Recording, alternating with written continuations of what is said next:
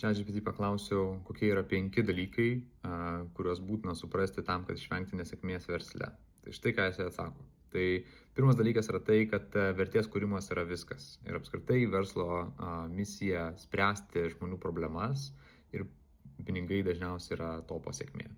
Antras, kad distribucija visada laimi prieš produktą. Aš visada anksčiau galvodavau, kad yra labai svarbu turėti nuostabų gerą produktą, ar ne? Bet pasaulis yra pilnas puikių produktų, apie kuriuos niekas nežino, ar ne? Dėl to vidutinis produktas su gera distribucija visada laimės.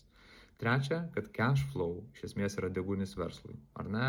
Ant popieriaus tu gali turėti gerą pelną, ar ne, bet jeigu neturi grinų, turi didelę problemą. Ketvirta, kad gynyba nuo konkurentų yra daug svarbiau negu greitis versle. Aš irgi galvodavau, kad greitis yra žiauriai svarbu ir tai yra svarbu, bet labai yra svarbu turėti gynybą, tokią kaip, pavyzdžiui, pakeitimo kaštai ir kiti dalykai, kurie neleidžia tavo konkurencijai pasimti tavo klientų. Ir galiausiai penkta, kad paskatos valdo viską.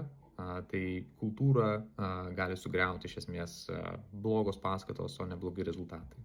Dėl to yra labai svarbu nustatyti teisingas paskatas. Spausk follow, jeigu nori sužinoti daugiau apie pardavimus. Viso.